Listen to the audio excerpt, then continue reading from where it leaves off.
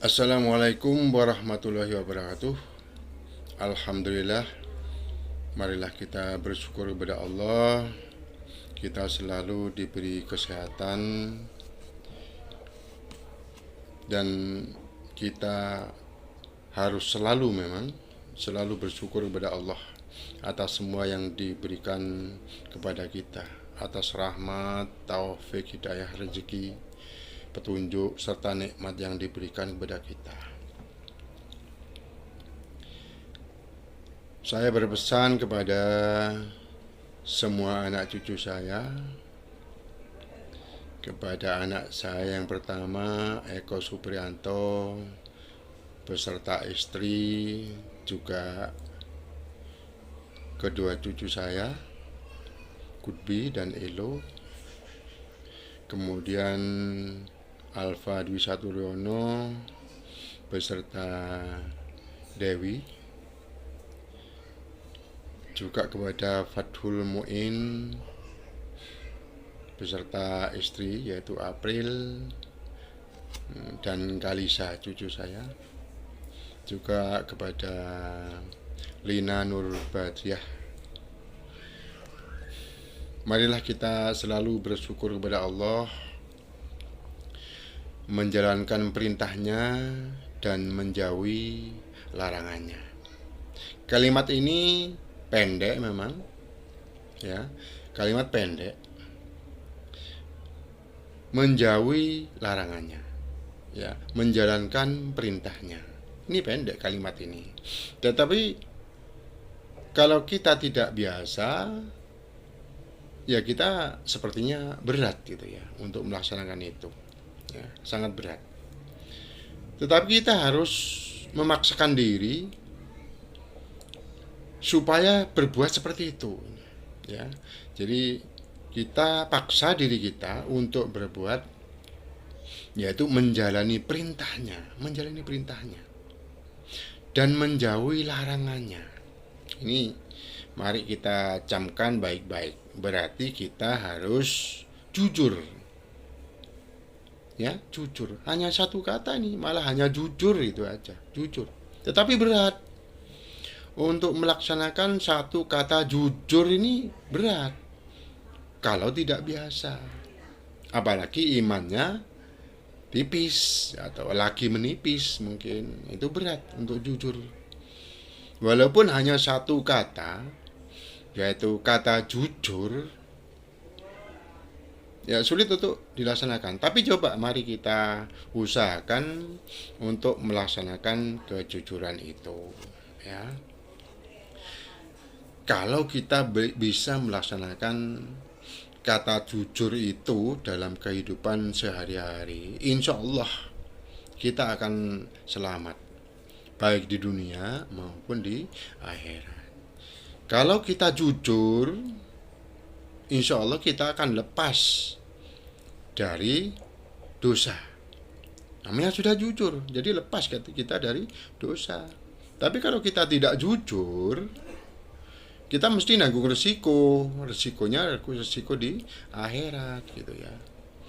Itu. Jadi marilah kita berusaha untuk melaksanakan satu kata jujur itu dalam kehidupan sehari-hari. Kita terapkan dalam kehidupan sehari-hari. Ya. Kita coba. Yang tahu, yang bisa melaksanakan kalimat jujur itu adalah diri sendiri. Orang lain tidak tahu. Ya, kalau diri kita sendiri pasti tahu bahwa apa yang kita jalankan itu adalah tidak jujur misalnya. Kita tahu gitu ya. Orang lain tidak tahu. Tapi yang jelas Allah tahu. Allah pasti tahu. Ya, kita itu berbuat jujur atau tidak jujur, Allah pasti tahu. Itu ya, itu. Coba mari kita koreksi diri sendiri, melihat kekurangan diri masing-masing, siapa saja sudah ya, ya termasuk saya sendiri misalnya, kemudian juga semua anak saya, termasuk semua menantu saya, tapi sudah tidak saya anggap menantu, sudah anak itu ya, semuanya sudah sebagai anak saya Ya, mari kita mengoreksi diri sendiri, apakah kita sudah betul-betul bisa melaksanakan kejujuran itu. Coba, yang tahu adalah diri kita sendiri dan Allah pasti tahu. Malaikat-malaikatnya ini pasti tahu ya ini ya. Apakah kita jujur atau tidak pasti tahu. Nah, hindari tidak jujur. Jadi kalau sudah kita akan menerapkan kalimat jujur, hindari untuk tidak jujur. Ya. Jadi apa saja yang kita laksanakan, apa saja yang kita katakan, apa saja yang kita rencanakan, itu harus jujur. Ya. Jadi kalau anak saya laki-laki, misalnya Supri, ya harus jujur kepada istrinya, termasuk harus jujur kepada anak-anaknya, itu ya. Si istri juga begitu, harus jujur kepada suami. Itu berarti sudah memberikan pelajaran kepada anak-anak kita, kepada cucu kita, seperti itu. Kita memberikan pelajaran tentang kejujuran. Satu kalimat jujur kita terapkan dalam kehidupan sehari-hari. Ya. Hidup ini adalah proses. Jangan sampai dalam proses ini, proses sebelum menuju ke akhirat ini, kita banyak menanggung dosa, banyak melakukan ketidakjujuran. Ya. Kalau sudah kita berani untuk berbuat tidak jujur, berarti kita sudah berani menanggung risiko di akhirat. Tetapi kalau kita jujur terus, otomatis insya Allah ya, kita akan menjadi orang yang selamat baik di dunia maupun di akhirat. Dan jangan terlalu berani untuk berbuat tidak jujur. Ya. Perbuatan tidak jujur itu berarti perbuatan setan. Berarti sudah menjadi teman setan, gitu ya. Kalau kita terlalu sering tidak jujur, berarti kita terlalu sering untuk berteman dengan setan. Berbuat tidak jujur berarti hati kita kotor. Semakin kotor hati kita, maka akan semakin sering berbuat tidak jujur. Nah, ini coba perhatikan. Perhatikan kalimat saya. Bapak pun, ya, mbah pun sama, berusaha untuk berbuat jujur, mengurangi kebohongan, dan harus kita lakukan itu. Ya, harus kita lakukan. Ya, itu pesan dari Bapak untuk semua anak cucu saya.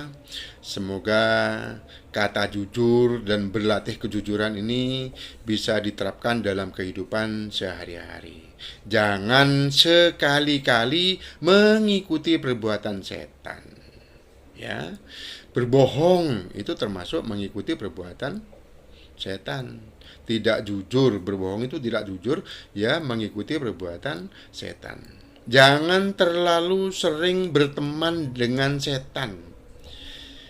Sehingga kalau kita terlalu sering berbuat ketidakjujuran, berbuat bohong, berteman dengan setan, otomatis semakin lama hati kita semakin kotor dan akan berani untuk berbuat bohong, berani untuk tidak jujur kepada siapapun. Ya.